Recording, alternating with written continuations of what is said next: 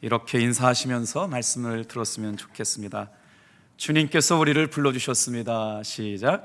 주님께서 우리를 불러주셨습니다. 아멘. 다시요. 오늘 말씀은 사도행전 9장 1절부터 9절의 말씀을 가지고 부르심이라는 주제로 말씀을 나누려고 합니다. 사진 한 장 보여주세요. 이 그림은 미켈란젤로라고 하는 사람이 그린 그림인데 사도행전 9장을 배경으로 그린 그림 가운데 가장 유명한 그림입니다. 저 그림이 원래 한 그림인데 여러분 이해를 돕기 위해서 이렇게 반절로 쪼개 놓으셨는데 위로부터 강력한 불빛이 말을 타고 가고 있던 한 사람을 땅에 떨구어 버렸습니다. 여러분 보시기에 오른쪽 편에 있는 사람, 한 사람이 땅에 엎드려졌는데 저 그림을 잘못 그렸다고 그래요. 왜 그러냐면 사울을 지금 수염난 할아버지로 그렸거든요. 그때 당시에 사울은 수염난 할아버지는 아니었을 거라고 하는 것이죠. 모든 시대를 살아가던 사람들 중에 저렇게 예수님의 극적인 부르심을 받고 변화된 사람이 누구였을까를 묻는다면 단언컨대 사울이라고 말할 수 있을 것 같아요. 극적으로 예수님의 부르심을 받아서 하나님의 사람이 된 사람, 사울이 변하여 바울이 된 이야기를 오늘 사도행전 9장 1절부터 9절의 말씀을 통해서 잠시 묵상하려고 합니다. 저 그림의 배경이 어떤 때냐면 예수님을 주님으로 영접한 사람들이 점점 많아져 가고 있다는 소문이 누구에게 들렸느냐? 유대율법을 진리로 생각하는 사람들에게 들렸죠. 그러다 보니까 유대율법과 유대교를 숭배하던 정통 율법주의자들은 예수 믿는 사람들이 눈에 가시였어요. 그래서 예수 믿는 사람을 미워하는 마음이 특심한 사람, 유대율법주의를 신봉하는 마음이 깊은 사람 중에 한 사람을 뽑게 되었는데 그 사람이 바로 사울이라고 하는 사람이었는데 그가 얼마나 예수 믿는 사람들을 싫어했는지 본문을 1절 2절 말씀을 자기 목소리로 한번 읽어보겠습니다. 1절 2절 말씀 시작. 사울이 주의 제자들에 대하여 여전히 위협과 대제사장에 가서 다메섹 여러 회당에 가져갈 공문을 청하니 이는 만일 그 도를 따르는 사람을 만나면 남녀를 막론하고 결박하여 예루살렘으로 잡아오려 함이라. 사도 바울의 지금 주된 관심은 뭐냐? 예수의 도를 따라가는 사람들, 예수를 믿는다고 하는 사람들을 남자고 여자고 막론하고 잡아다가 감옥에 가두는 일들을 특심한 마음을 가지고 행하려고 어디로 가느냐? 예수님의 제자들이 전도하고 있다는 다메섹이라고 하는 곳으로 가다가 갑자기 하나님께서 강권하셔서 그를 부르시고 계시는 장면이 오늘 본문의 말씀입니다. 사랑하는 성도 여러분, 오늘 이 예배 자리에 내가 나오고 싶어서 나온 것 같지만 하나님께서 불러주셨기 때문에 나온 줄로 믿습니다. 왜 불러주셨을까요? 오늘 사울의 인생이 바뀌었던 것처럼 저와 여러분의 인생도 바뀌게 하시려고 불러주신 줄로 믿습니다. 무엇보다도 사울이라고 하는 사람의 삶의 모습은 불신자였습니다. 불신자였을 뿐만 아니라 핍박자였어요. 예수 믿는 사람들에게 그렇게 핍박할 수가 없던 사람이었거든요. 그런데 하나님께서 그런 사울을 강권적으로 만나주시고 있는 본문. 그의 회심은 하나님께서 한 사람을 어떻게 변화시키고 어떻게 예수 믿는 사람으로 만들어 가시는가에 대한 상징적인 사건의 모습이라고 볼 수가 있습니다. 오늘 사울이 변하여 바울이 되는 진정한 그리스도인의 삶의 모습이 저와 여러분들에게도 일어나기를 주님의 이름으로 축복합니다. 기독교 신학에서는 이 사건을 뭐라고 그러냐면 회심 그럽니다. 영어로는 컨버전 그러거든요. 어디서부터 사울의 진정한 변화가 시작되었을까요?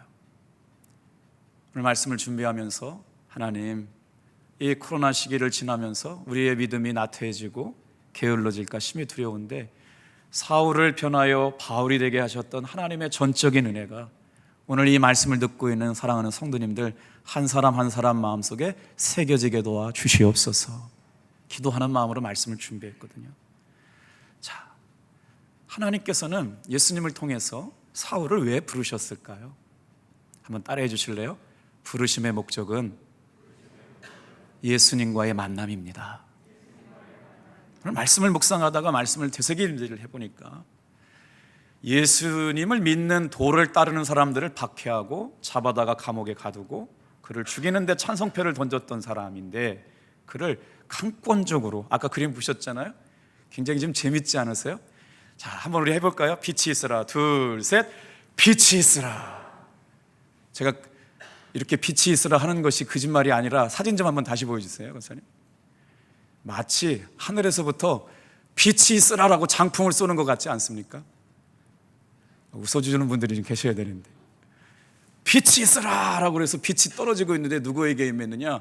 바로 사울이라고 하는 예수님을 믿는 도에 몰두해 있는 사람을, 제자들을 잡아다가 죽이는 일에 열심히 특심한 사람을 하나님께서 빛이 있으라라고 그래서 말에서 떨어뜨려 땅에 꼬꾸라지게 엎드려지게 했던 사건. 저는 오늘 말씀을 묵상하면서 그렇구나, 예수님을 만나기 전의 삶과 예수님을 만난 삶의 변화가 이렇게 다르구나. 얼마나 사도 바울이 사울의 삶을 살 때 예수 믿는 사람들을 싫어했는지 1절 2절 말씀을 다시 한번 읽고 돌아올게요. 같이 한번 읽어보겠습니다. 시작. 사울이 주의 제자들에 대하여 여전히 위협과 살기가 등등하여 대제사장에게 가서 다메섹 여러 회당에 가져갈 공문을 청하니, 이는 만일 그 도를 따르는 사람을 만나면 남녀를 막론하고 결박하여 예루살렘으로 잡아오려 함이라. 이랬던 사람을 예수님께서 만나주셨죠. 불러주셨던 가장 중요한 이유는 만나주시려고 하신 것입니다. 사랑하는 성도 여러분, 이 시간 우리가 하나님 앞에 예배할 때 왜 불러주셨을까요? 만나주시려고 불러주신 줄로 믿습니다. 부르심의 목적은 만남 안에 있어요. 한 사람도 예수님을 만나지 않고 변화된 사람이 없죠. 모든 사람은 예수님을 만났기에 변화되었습니다. 니고데모라고 하는 사람도 예수님을 만나서 변화되었고, 사마리아 여인도 예수님을 만나서 회심하였고, 사케오도 예수님을 만나서 변화되었습니다. 영과 진리로 예배를 드리기를 사랑하는 성도 여러분, 이 시간 예수님을 만날 수 있는 마음으로 예배하기를 축복합니다. 오늘 말씀을 묵상하다가 성경을 잘 아시는 분들은 지금 1절에서 2절 말씀을 읽었는데, 사도 바울의 이 예수 믿기 전의 삶의 모습이 사도행전 22장에도 고백이 되고요, 26장에도 동일하게 반복되고 있다는 걸 알 수가 있습니다. 우리 한번 성경을 볼까요? 사도행전 22장 4절로 5절 말씀을 같이 한번 우리 몫을 읽겠습니다. 시작. 내가 이 돌을 박해하여 사람을 죽이기까지 하고 남녀를 결박하여 옥에 넘겼노니, 이에 대제사장과 모든 장로들이 내 증인이라. 또 내가 그들에게 다메섹 형제들에게 가는 공문을 받아가지고 거기 있는 자들도 결박하여 예루살렘으로 끌어다가 형벌받게 하려고 가더니. 지금 예수님을 만나기 전까지의 사울의 모습이 어땠냐면, 놀랍지 않습니까? 예수의 도를 믿던 사람들을 박해하려고 가고 있어요. 예수님의 제자들을 죽이기까지 하려고 지금 가고 있습니다. 예수님을 믿는 사람들을 결박하려고, 그리고 결박해서 옥에 가두려고 지금 가고 있습니다. 체포영장을 발부받았어요. 얼마나 살기가 등등했든지 계속 반복되고 있습니다. 예수의 도를 따르는 사람들을 결박해서 옥에 가두고, 세상에 놀랍잖아요. 그 사람들을 죽는 곳에 찬성표를 던졌대요, 사울이. 얼마나 무시무시하게 예수 믿는 사람을 박해했던 사람이었나요? 끌어다가 형벌받게 하는 일이 사울의 예수 만나기 전의 삶의 모습이었습니다. 자, 동일한 모습이 자신의 옛날에 어땠는지를 돌아보게 되거든요. 그러니까 지금 26장은 아그리빠 왕을 전도하려고 사울이 그 앞에 서서, 그때는 이제 바울이 됐죠.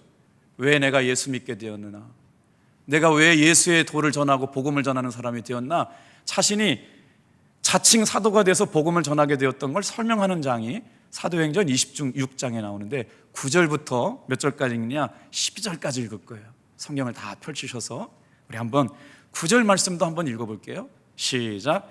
나도 나사렛 예수의 이름을 대적하여 많은 일을 행하여야 될 줄을 스스로 생각하고 예루살렘에서 이런 일을 행하여 대제사장들에게 권한을 받아 가지고 많은 성도를 옥에 가두며 또 죽일 때에 내가 찬성표를 하였고 또 모든 회당에서 여러 번 형벌하여 강제로 모독하는 말을 하게 하고 그들에게 대하여 심히 격분하여 외국 성에게까지 가서 박해하였고 그 일로 대제사장들의 권한과 위임을 받고 다메섹으로 갔나이다. 지금 예수 믿는 사람들 잡아 죽이는 사울이 만나게 됐다면 우리 예배 잘 못 드렸을 것 같아요. 1부 예배 나온 사람들 이름 다 적어내, 2부 예배 나온 사람들 이름 다 적어내, 찬양 열심히 하고 예배 열심히 따르는 사람 다 예배 적어내, 이름 적어내. 그리고 나서 열심히 특심이 있는 사람들, 예수 믿는 사람들 색출해내는 일, 그리고 그를 잡아다 감옥에 가두고 때리고 사형을 하는데 찬성표를 던졌던 사람 누구일까요? 사울이라고 하는 사람입니다. 그런데 오늘 말씀은 그 사람을 예수님께서 만나주셨다라고 하는 것이죠. 오늘 이 말씀을 묵상하면서 위로가 되는 말씀이 있습니다. 어떻게 그렇게 예수를 믿는 사람을 박해하고 가두어 죽일 정도로 싫어했던 그런 사람을 예수님께서 부르셨을까? 만나주셨을까? 이 사울을 변화시키려고 예수님께서 먼저 찾아와 주셨습니다. 어떻게 찾아오셨어요? 빛을 동반하고 찾아오셨습니다. 사랑하는 성도 여러분, 이 예배를 통하여 주님이 찾아오셔서 우리를 먼저 만나주시려고 불러주신 줄로 믿습니다. 그리고 나서 자기를 그렇게 박해하고 핍박했던 사울을 땅에 엎드러지게 만드셨지요. 그랬더니 사울이 4절 말씀에 보니까 질문합니다. 사울아, 예수님께서 물으시죠. 사울아, 사울아, 네가 나를 어찌하여 이렇게 박해하느냐? 주님께서 대답하시잖아요. 사울이 대답합니다. 대답하되 주여 누구시니이까? 나는 내가 박해하는 예수라. 여러분, 이 본문 말씀은 늘 이렇게 쉽게 읽으셨잖아요. 근데 잘 이해가 되지 않는 본문입니다. 사울이 박해한 것은 예수님일까요? 예수님을 믿는 사람들이었을까요? 맞아요. 예수님을 믿는 사람들을 박해했거든요. 그런데 지금 예수님께서 사울에게 만나주시면서 뭐라고 말씀하시느냐? 주여 누구십니까? 나는 네가 박해하는 예수라. 이 말씀에 비밀이 담겨져 있어요. 예수님의 제자들의 박해를 예수님께서는 당신이 당하시는 박해라고 생각했다고요. 예수님의 제자들이 당하는 고난을 예수님이 당하시는 고난으로 생각했다고요. 사랑하는 성도 여러분, 여기에 은혜가 있는 줄로 믿습니다. 오늘 저와 여러분이 당하는 아픔, 상처, 눈물, 두려움, 주님께서 모른 척하지 않고 기억하여 주실 줄로 믿습니다. 그래서 주님 앞에 나와요. 주님, 내가 많이 아픕니다. 주님, 내가 많이 힘듭니다. 주님의 도우심이 필요합니다. 주님의 은혜가 아니고서는 한 발짝도 나아갈 수가 없습니다. 주여 도와주시옵소서 라고 하는 기도를 들으시고 주님께서는 만나주신 줄로 믿습니다. 오늘 사울이 어떻게 변화되었느냐라고 하는 그 신비적인 것보다 그런 사울을 만나주셨다라고 하는 관점에서 말씀을 읽다 보면 은혜가 됩니다. 우리에게 소망이 되죠. 왜 소망이 돼요? 자, 놀랍게도요, 어떻게 예수님을 만날까요? 예수님을 만나는 유형이 두 가지 유형이 있는데, 강권적으로 사울을 만나주시는 바울의 유형이 있고요, 점진적으로 예수님을 만나가는 누구의 유형이 있냐면 디도의 유형이 있다고 그래요. 여러분 어떠세요? 하나님께서 강권적으로 만나주셔서 예수님을 만났나요? 모태신앙으로 신앙생활을 하고 있지만 아직도 계신가 안 계신가 가끔씩 헷갈리고 계신가요? 그래서 어떻게 해야 되는 줄 아세요? 여러분 기도하시길 바랍니다. 주님, 강권적으로 나를 만나주실 줄로 믿습니다. 이런 고백이 필요하고요, 혹이라도 지금 이 시간 예수님의 은혜 가운데 이 예배 자리에 나왔는데도 불구하고 아직까지 구체적인 예수님을 인격적으로 만나지 못한 분이 계시다면 이렇게 기도해 보세요. 주님, 지금 이 순간에도 내 마음 가운데 찾아와 주시옵소서. 어떻게 예수님이 찾아오셨냐면 강권적으로 만나주시는 사람이 있고, 다 같이 한번 따라해 보세요. 예수님이 계신 곳에 만나러 온 사람도 있습니다. 여러분 어떤 유형의 사람이에요? 우리가 다음 주에 6월 27일 날 저녁 예배 때 준비되고 예비된 VIP들을 초대해서 영상으로 예배를 드리고 또 현장에서 예배를 드리는데 왜 우리가 초청해야 되는 줄 아세요? 초청을 받은 사람 가운데 누구는 하나님께서 강권적으로 만나주실 줄로 믿습니다. 그런데 부름을 받고 초대받은 사람 가운데 점진적으로 예수님을 만난 사람들이 있기 때문에 예수의 제자가 된 우리는 때를 어떤지 못 어떤지 담대하게 전해야 될 줄로 믿습니다. 오늘 이 말씀을 묵상하다가 은혜가 되는 건 다른 게 아니더라고요. 다 같이 한번 따라해 보실래요? 도저히 변화될 수 없는 사람을 변화주셨습니다. 변화시켜 주셨습니다. 예수님을 만난 은혜가 어떤 거냐면요, 저 사람은 도저히 변화될 것 같지 않아요. 도대체 소망이 없는 사람 같은데 주님을 만나면 어떻게 되느냐? 그런 사람도 변화가 됩니다. 제가 강원도에서 목회할 때 도박 중독자들을 위해서 제가 관리하고 있던 클라이언트가 한 100명 정도 되는데, 제가 국무총리실에다 프로젝트를 내가지고 사업비를 얼마 받았냐면 3천만 원을 받아서 그린 녹색 치유 농장이라고 하는 프로그램을 만들었어요. 그래서 카지노에 도박 올라가는 시간 대신 땀 흘려서 일해서 수학의 기쁨을 알려드리려고. 도박에 중독된 사람들은 뭐가 문제냐면 뇌가 중추신경이 마비가 돼가지고요, 도박을 할 때도 호르몬이 나오는데 돈을 잃을 때도 호르몬이 나와서 뇌가 정상적으로 작동하지 않는 문제가 있거든요. 그러니까 복수가 차가지고 암으로 죽는 사람들도 카지노에 올라가면 돈이 차락차락 돌아가는 소리를 들으면 힘이 난다는 거예요. 언제 죽을지도 모르는데 그렇게 카지노에 올라가 있기만 하면 삶의 의욕을 갖게 된다는 것이죠. 그런 사람들에게 땀을 흘리는 소중함을, 일과 영성에 대해서 그린케어 팜이라고 하는 프로젝트를 제가 진행한 게 있는데, 세상에 목회하면서 저 그런 사람 처음 만나봤어요. 녹색 치유 농장에 오면 일단은 수강료가 무료입니다. 그리고 거기서 나오는 농작물, 옥수수, 감자, 모든 야채, 채소를 공짜로 다 나눠드리거든요. 그랬더니 많은 분들이 줄 서서 오셨어요. 한 분이 오셨는데 덩치가 이렇게 큰 사람이 왔는데 온몸에 문신이 다 있고요, 우리가 속칭 얘기하는 깍두기 아저씨가 오신 거예요. 정말 제가 생각하기에 저 사람은 이곳에 나와 있는 사람들 중에 한 사람 중에 다른 사람은 다 예수 믿어도 이 사람만큼은 예수 믿을 것 같지 않은 사람이었어요. 사고가 났어요. 얼마나 대단하냐면요, 제가 눈앞에서 옥수수를 딴 거를 만약에 200박스를 땄잖아요, 동일하게 2박스씩 다 나눠줬어요. 분명히 받아가지고 뒤에다가 감추어 놓고 안 받았다고 싸움을 걸어오기 시작하는 거예요. 제가 태어나가지고 그런 충격적인 모욕을 처음 당했어요. 손을 다 걷어지면서 골프채를 가지고 와서 내 머리통을 날리겠다고 달려들었어요. 저만 무서우세요? 여러분은 안 놀랐어요? 덩치가 이만하고 온몸에 문신이 있고 막 우락부락하게 생겼어요. 진짜로 이렇게 딱 봐도 무섭게 생긴 깍두기 아저씨가 와가지고 머리통을 골프채로 날리겠다니까 다른 사람들이 막 벌벌 떨고 있어요. 좀 서운한데, 여러분 표정을 보니까. 아니 좀 안타까운 마음하고 긍휼히 여기는 마음을 좀 지어주셔야 뭐 설교할 맛이 나는데, 뭐 너는 너고 나는 나다 이런 분위기예요. 좀 놀래보세요. 골프채로 막.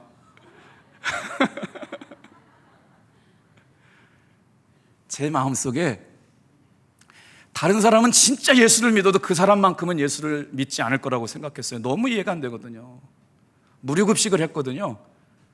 그 중에 어떤 사람은요, 똑같이 계란 프라이를 올려놔야 되는데 계란 프라이를 안 올려놨다고 똑같이 막 술 먹고 뒤집어진 아저씨가 있어요. 그러니 참 선한 일을 잘하기는 어렵습니다. 근데 하나님께서 그의 마음을 만져주셨어요.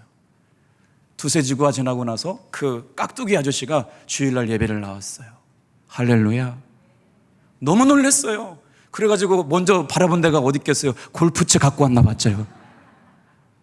골프채 갖고 왔더라고요. 너무 놀랐는데 이 아저씨가 예배를 드리는데 눈물을 흘리는 거예요. 너무 궁금해서 물었어요. 어떻게 교회를 나오게 되셨냐고. 아들이 심장 때문에 아파 죽어가고 있는데 다른 사람한테 얘기하고 싶지 않고 어렸을 때 다녔던 하나님께 기도를 부탁하고 싶은데 다른 사람은 몰라도 목사님은 기도해 줄 것 같아서 교회에 나왔습니다. 그 사람도 울고 저도 울고. 그때 제가 회개했어요. 다른 사람은 다 예수 믿어도 저 사람은 예수 믿을 것 같지 않은데 그 사람이 제일 먼저 예수 믿더라고요. 성탄절 때는 그분이 와가지고 그냥 막 덩실덩실 캐롤을 부르고 춤을 추는데 진짜 많이 회개했어요. 여러분, 초청해서 전도해야 할 이유가 있는 줄로 믿습니다. 내게 생각할 때는 저 사람은 정말 예수 믿을 것 같지 않은데 그 사람도 예수 믿더라고요. 오늘 여기 복음이 있어요. 여러분 한번 사울이라고 하는 사람을 생각해 보세요. 예수 만나기 전에 사울이 예수 믿게 되었던가요? 그 사람 절대 예수 믿을 사람 아니에요. 예수를 믿는 사람을 잡아 죽이던 사람이 어떻게 예수를 믿어요?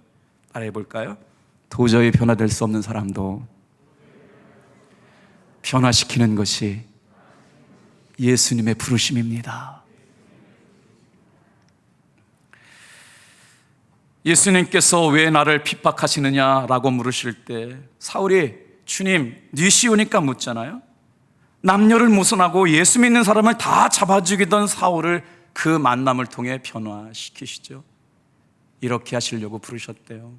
사랑하는 성도 여러분, 오늘 이 거룩한 예배, 누구를 위한 예배가 아니라 저와 여러분의 영혼을 위한 예배가 되기를 축복합니다. 진리와 생명으로 드리는 예배 되기를 축복합니다. 예수님을 만나면 도저히 변화될 것 같지 않은 사람도 변화시켜 주시는 은혜를 사모하며 예배를 드리시기를 바랍니다. 오늘 말씀을 보니까요, 그렇게 불러주신 주님께서 어떤 은혜를 도와해 주시느냐, 한 번 더 따라해 주실래요? 부르실 때는 만날 만한 사람을 만나게 하셨다. 오늘 말씀을 읽다 보면 그때라고 하는 10절 말씀을 한번 읽어볼게요. 그때가 언제인지 잘 주목하면서 읽어보세요. 우리 9장 10절 말씀 같이 읽을게요. 시작. 그때 다메섹에 아나니아라 하는 제자가 있더니 주께서 환상 중에 불러 이르시되 아나니아야 하시거늘 대답하되 주여 내가 여기 있나이다 하니. 이런 말씀을 묵상하다가 생각났어요. 우리 주님을 만나고 싶어 하잖아요. 주님의 음성을 듣고 싶어 하잖아요. 예수님의 부름 앞에 아멘하고 달려온 사람들에게 주님의 음성을 듣게 될 줄로 믿습니다. 주님께서 지금 누구를 부르세요? 하나님의 선한 역사를 위해서 사람을 부르셔야 되는데 누굴 부르시느냐? 성령으로 충만해서 기도하고 있던 평신도 지도자를 부릅니다. 그의 이름이 아나니아라고 하는 이름이에요. 카톡 끄심으로 예배드리겠어요? 이거 이런 졸고 계신 분 깨시라고. 평신도 지도자 중에 제자 양육 후에 훈련을 받았던 사람을 주님께서 만나게 하시는데 가장 적절한 순간에 만나게 하셨어요. 그리고 나서 주님의 음성을 들려주십니다. 누구에게 가라? 사울에게 찾아가서 복음을 전하라고 말씀하고 있어요. 자, 보세요. 하나님께서 저와 여러분을 이 시간에 부를 때는요, 다 같이 한번 따라합시다. 카톡 소리를 이길 수 있도록. 주님께서 부르실 때는 만날 만한 사람을 준비시켜 주셨다. 믿으시면 크게 하면 할렐루야. 오늘 여러분의 옆자리에 앉아주신 분이 만날 만한 사람이기를 축복합니다. 그때라고 하는 때가 언제요? 세상에 예수님께서 작정하시고 사울을 땅에 엎드려뜨리게 만들었던 그때, 벌벌 떨고 눈이 멀어가지고 강력한 빛이 사울에게 임했던 그때 예수님께서 만나주셨어요. 살기가 등등해가지고 예수의 옛자만 들어도 치를 떠는 아주 율법주의에 꽁꽁 묶여있는 그 사람을 전혀 예수 믿지 않을 것 같은 사람을 변화시키셔서 하나님의 사람으로 바꾸어 주시는데, 오늘 그때에 누구를 만나게 하시느냐? 먼저 성령에 충만한 하나님의 사람 아나니아를 준비시켜서 사울을 만나게 하시고 주님의 음성을 듣게 합니다. 오늘 여러분, 우리 교회 안에 6월 27일 VIP 초청 전도주의를 준비하면서 기도하는 분들 계시거든요. 이번 한 주간 동안 사랑하는 성들은 다른 날들보다 이번 한 주간 기도를 충만하게 새벽에 깨어 기도하시기를 축복합니다. 놀라운 은혜가 있을 거예요. 그랬더니 주님께서 만나주세요. 그리고 나서 그 만남을 통해 사울의 인생이 바뀌죠. 인생의 주인이 바뀌었어요. 그리고 나서 어떻게 해요? 예수의 복음을 전하는 사람으로 바꿔줍니다. 이때 당시에 배경을 좀 설명해 드리면, 누가 이스라엘을 지배하고 있었느냐? 로마가 지배를 하고 있었습니다. 로마는 누가 왕이냐면 카이사라고 하는 사람이 황제 역할을 하고 있었거든요. 그래서 사람들이 만나면 어떻게 인사를 하냐? 다 같이 한번 따라해 주세요. 카이사가 주님입니다. 길을 가다가 두 사람이 만나면 그렇게 대답해야 된대요. 카이사가 주님입니다 라고 대답하면 그 인사를 받은 사람이 맞습니다, 카이사가 주님임이 맞습니다 라고 인사를 해서 대답을 했대요. 그런데 그 중에 그렇게 대답하지 않는 사람이 있었다는 거죠. 어떤 사람이요? 누가? 모르세요? 처음 들어보는 얘기 하는 건가? 예수 믿는 사람들이요. 그래서 길을 가다가 두 사람이 만나가지고 카이사가 주님입니다 라고 말하면 보통 사람들 같으면 맞습니다, 카이사가 주님입니다 라고 대답해야 되는데 예수의 생명이 마음에 새겨진 사람들은 그렇게 대답하지 않았답니다. 어떻게 대답했을까요? 다 같이 한번 따라해 보겠어요. 아니요, 예수님이 주님이십니다. 조금 높여서 아니요, 우리 주 예수 그리스도가 주님이십니다. 그 얘기를 듣고 있다가 누가 잡아가는 거예요? 사울이 잡아가는 거예요. 저 사람 예수 믿는 사람입니다. 저 사람 예수 믿는 사람입니다. 저 사람 예수 믿는 사람입니다. 저 사람 예수 믿는 사람입니다. 잡아가서 옥에 가두고 때리고 사형에 처해서 어떻게 해요? 찬성표를 던졌던 그 사람을 예수님께서 만나주셨다. 오늘 이 말씀을 묵상하다 그런 생각이 들더라고요. 여기에 예배자로 나와 있는 여러분, 여러분의 주인은 누구세요? 고백할 수 있게 되기를 축복합니다. 고린도전서 12장 3절 말씀에는 성령으로 말미암지 않고는 아무도 예수를 주라 시인할 수 없다고 말씀합니다. 여러분, 희망이 있습니다. 예수님께서 우리에게 은혜 주시려고 이 자리에 불러주셔서 성령의 충만함을 통하여 우리 주 예수 그리스도가 주님이라고 고백할 수 있는 하나님의 사람들로 살게 하시려고 불러주신 줄로 믿습니다. 따라합시다. 성령으로 아니하고는 누구든지 예수를 주라 할 수 없느니라. 로마서 10장 13절 말씀에 보면 누구든지 주의 이름을 부르는 자는 구원을 받으리라. 사랑하는 성도 여러분, 예수님께서 불러주시고 인격적으로 만나주셨을 뿐만 아니라 만난 사람에게 꼭 만나야 할 사람을 만나게 하실 줄로 믿습니다. 오늘 여러분이 복음을 들고 누군가를 찾아갔을 때 그 사람이 그렇게 얘기할 거예요. 나를 위해서 하나님께서 사람을 보내주셨구나. 그래서 전도해야 합니다. 자, 오늘 11절 말씀을 또 한번 읽어볼게요. 그렇게 눈이 멀어서 아무것도 못하고 있었던 그때 하나님께서 사울에게 시키신 일이 있어요. 이제 예수님을 만나고 나서부터 변화된 삶의 이야기가 시작되거든요. 예수님을 만난 사울이 하나님께 기도하기 시작합니다. 우리 11절 말씀 읽어볼게요. 시작. 주께서 이르시되 일어나 직가라 하는 거리로 가서 유다의 집에서 다섯 사람 사울이라 하는 사람을 찾으라. 그가 기도하는 중이라. 지금 사울에서 바울의 삶으로 변화되는 사울은 하나님께서 기도하게 하심으로 기도를 시작하게 합니다. 부르심에 합당한 삶을 살아가려면 뭐가 달라져야 되느냐? 마음의 태도가 달라져야 합니다.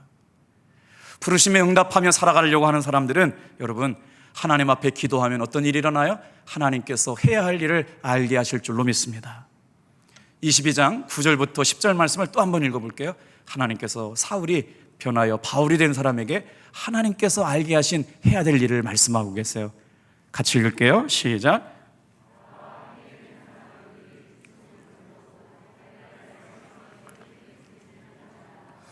내가 이르되 주님 무엇을 하리이까? 주께서 이르시되 일어나 다메섹으로 들어가라. 내가 해야 할 모든 것을 거기서 누가 이르리라 하시거늘. 여러분, 은혜 받는 역사가 이래요. 만날 만한 사람을 만나게 하셔요. 그리고 기도하게 하세요. 기도하게 했더니 어떻게 해요? 주님의 음성을 듣게 될 줄로 믿습니다. 그래서 예수 믿고 변화된 사람은 어떤 삶을 사느냐? 아침마다 저녁마다 이렇게 기도하는 거예요. 주님, 내가 오늘 어디로 갈까요? 주님, 내가 누구를 만날까요? 주님, 내가 어떻게 주님을 기쁘시게 할까요? 라고 매 순간마다 기도하며 주님 앞에 나오시는 여러분 되기를 축복합니다. 그랬더니 말씀하시잖아요. 내가 해야 될 모든 일을 알게 하리라. 어디서 와서 어디로 가야 되는지 알지 못한 인생 아니라 오늘 하루도 주님이 기뻐하시고 꼭 해야 되고 꼭 만나야 될 사람들 만나게 하시고 준비되고 예비된 영혼을 허락하여 주실 줄로 믿습니다. 그래서 사도행전 9장을 해석하는 신학자들이 세 가지 사건을 이렇게 설명을 해요. 한번 요약과도 같은 말씀인데, 사울이 변하여 바울이 된 사건을 어떻게 표현하느냐, 너무 중요한 말씀이니까 한번 따라해 볼게요. 그리스도인을 붙잡으러 왔다가 그리스도께 붙잡힌 사람. 오늘 사랑하는 성도 여러분, 예수님께 예배하러 왔다가 부르심 받고 진짜 예수님께 붙잡히는 여러분 되기를 축복합니다. 이게 바로 사울이 변하여 바울이 된 사건을 말해요. 그리스도인들을 붙잡으러 왔다가 진짜 그리스도인이 된 사건. 두 번째, 예수가 메시아라고 하는 소식을 전하지 못하게 하려고, 예수가 메시아라고 하는 메시지를 전하지 못하게 하려고 왔다가 예수가 메시아입니다, 구원자입니다, 구원자 구세주입니다 라고 전하는 메신저가 되게 한 사람. 이해하셨어요? 예수님이 부활하셨습니다, 예수님이 구원자입니다, 예수님이 메시아입니다 라고 고백하는 것을 못하게 하려고 왔다가 내가 예수님을 만났습니다, 예수님 부활하셨습니다, 예수님만이 유일한 구원자입니다 라고 메시지가 바뀌어서 메신저가 된 사람. 저와 여러분의 삶이 되기를 축복합니다. 세 번째로 사울의 변화를 이렇게 해석하죠. 그리스도인들을 박해하는 자이었다가 그리스도인들과 함께 박해를 받는 자로 바뀌어진 인생, 사울이 변하여 바울이 된 사건을 이렇게 해석합니다. 얼마나 놀랍고 분명한 변화입니까? 한 사람의 변화를 통해서 어떤 역사가 일어났는지 아세요? 시리아로 복음이 전화되고 증거되고, 그 다음에 지금 이 본문이 쓰여지고 있는 그 나라가 어디냐면 서아시아 지역인데, 우리 지금으로 지역으로 따져보면 터키 지역입니다. 터키에서 어디로 복음이 들어가요? 로마로 복음이 들어갑니다. 한 사람이 예수님을 만남으로 말미암아 놀라운 복음의 전달자가 됐죠. 우리 1장 15절 말씀 읽어볼게요. 하나님 앞에 바울이 변하고 나서 고백한 내용이 나옵니다. 자신이 왜 예수님께 부름을 받았는지 고백하는 구절이 나와요. 1장 15절 말씀 같이 읽어볼게요. 시작. 주께서 이르시되, 왜 못 찾으시죠? 9장 15절 시작. 주께서 이르시되 가라, 이 사람은 내 이름을 이방인과 임금들과 이스라엘 자손들에게 전하기 위하여 택한 나의 그릇이라. 예수님 만났더니 여러분, 자신의 삶의 분명한 이유를 발견하게 되었습니다. 자신의 사명이 무엇인지를 깨닫게 되었습니다. 사울이 고백하여 바울이 되었잖아요. 이방인의 사도로 살게 하시려고, 이방인을 위한 전도자로 살게 하시려고 예수님께서 자신을 불렀다고 말씀하십니다. 오늘 이런 놀라운 은혜가 저와 여러분들에게 있기를 소원합니다. 사진 한 장 보여주시겠어요? 다음 주 주일날 저녁에 이분이 오세요. 이분은 장종택 목사님이라는 분인데, 은혜로다라고 하는 찬양을 작사 작곡하시기 전에 온유라고 하는 딸 때문에 유명해진 목사님인데, 미국에서 아주 큰 교회 찬양 예배 사역자셨대요.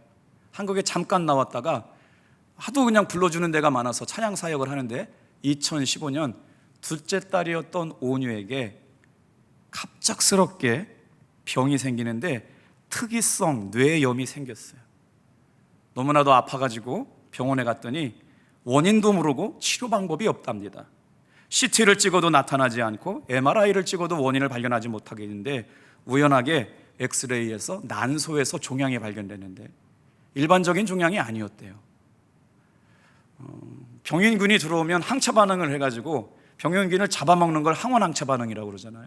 그런데 암세포가 생겼으면 암세포를 잡아먹어야 되는데, 특이병으로 세상에 이 온유라는 아이는 자신의 뇌를 갉아먹게 돼가지고 발작을 일으켜던데, 발작을 하면 20일 동안 잠을 못 잔대요. 발작을 시작하면 2시간 동안 몸을 떨면서 발작을 하는데 아무것도 못하게 돼요. 그것도 아니래요. 5시간까지 발작을 해가지고 엄마 아빠의 삶이 완전히 무너졌을 때, 그때 찬양 사역자로 복음을 전하던 장종택 목사님의 삶에 예수님께서 찾아와 질문하시더랍니다. 너 이래도 나 믿을래? 들으셨어요? 너 찬양 사역자 하고 다닌다면서 이렇게 삶의 위기가 찾아와도 나 믿을 수 있고 신뢰할 수 있냐? 그때 그분이 고백해요. 믿음은 암기한다고 되는 것이 아니라 믿음은 삶으로 증거하는 것인 것을 깨달았답니다. 그리고 나서 살아계신 하나님을 만나고 가는 곳마다 원색적인 복음을 전하는데 정말 많은 사람들이 은혜를 받아요. 성도 여러분, 한 주간 동안 새벽을 깨우면서 이 목사님을 통해서 만났던 하나님의 은혜와 사랑을 충만하게 내 것으로 누리는 여러분 되길 축복합니다. 한 사람이 은혜 받은 것을 얼마나 큰 은혜가 있을까요? 그러나 그렇지 않습니다. 그가 만났던 하나님의 은혜가 고스란히 내가 주인공 되게 하시려고 저와 여러분을 불러주신 줄로 믿습니다. 오실 때 혼자 오시지 마시고 예비되고 준비된 사람에게 담대하게 복음을 전해서 오시기를 바랍니다. 이제 그가 이 과정을 통해서 고백하는 성경 구절 한 구절이 있대요. 시편 66편 18편이요. 이 사건을 거치면서 찬양 사역자로 살면서 무슨 말씀을 묵상하느냐, 이 말씀을 늘 묵상했대요. 같이 한번 묵상해 볼까요? 시작. 내가 나의 마음에 죄악을 품었더라면 주께서 듣지 아니하시리라. 사랑하는 성도 여러분, 오늘 저와 여러분을 불러주셔서 주님 앞에 예배자가 되게 하셨습니다. 만나주셨습니다. 우리 마음 가운데 죄악을 품지 않아야 하나님 앞에 기도가 응답될 줄로 믿습니다. 이제 말씀을 마치려고 그럴 때 한 구절을 더 보려고 그래요. 우리 22절 말씀을 좀 읽어볼까요? 22절. 이제 사울이 어떤 삶을 살게 될까요? 예수님을 만나고 변화된 사울은 이렇게 살아가기 시작합니다. 저와 여러분도 이렇게 살기를 축복합니다. 22절 시작. 사울은 힘을 더 얻어 예수를 그리스도라 증언하여 다메섹에 사는 유대인들을 당혹하게 하니라. 예수를 믿는 사람을 잡아주기던 사람이 더 힘을 얻어서 예수가 주님이라고, 예수님을 메시아라고, 예수님을 믿어야 한다고 하니까 당혹하게 되었대요. 사랑하는 성도 여러분, 진짜 예수를 만나면 주인이 바뀝니다. 진짜 예수를 만나면 삶이 변화됩니다. 우리도 진짜 예수님 만나서 진짜 그리스도인들 되기를 축복합니다. 그랬더니 어떻게 돼요? 유대인들이 바울을 죽이려고 해요. 유대 율법 중에 이방인들이 있었거든요. 유대 율법을 숭배하는 외국 사람들이 있어요. 그걸 뭐냐면 헬라파 유대인이라고 그러는데, 그 사람들이 사울을 눈에 가시처럼 또 여기에서 죽이려고 만들어요. 그랬더니 하나님께서 어떻게 해요? 다 같이 한번 따라하겠습니다. 예수님을 만나면 위기 가운데 보호해 주십니다. 오늘 그 말씀이에요. 25절에 보면 제자들이 밤에 광주리를 사울에 담아 성을 빠져나갈 수 있도록 사울을 위해 도심의 손길을 보여주십니다. 27절의 말씀에 보면 사울은 아직도 예수님 믿고 진짜 변화되었는지를 믿지 못하는 사람들이 있으니까 누가 나타나요? 바나바라고 하는 사람이 나타나서 내가 사울이라는 사람 만났는데 그 사람 진짜 예수 믿더라, 변론해주고 보호해주고 지켜주는 사람 만나게 될 줄로 믿습니다. 그리고 나서 29절도 주 예수의 이름을 담대히 말하고 헬라파 유대인들과 함께 말하며 변론하니 그 사람들이 죽이려고 힘쓰고는, 예수 믿는 사람을 죽이려고 힘쓰는 사람이 예수의 복음을 전하는 사람이 되니까 주변 사람들이 바울을 죽이려고 힘쓸 때 하나님께서 만날 사람을 만나게 하시고 보호할 사람들을 붙여주셔서 피할 길을 예비해 주신 은혜가 예수 만난 바울의 삶에 드러난 줄로 믿습니다. 오늘 저와 여러분의 삶도 이런 은혜로 누리시기를 축복합니다. 기도하겠습니다.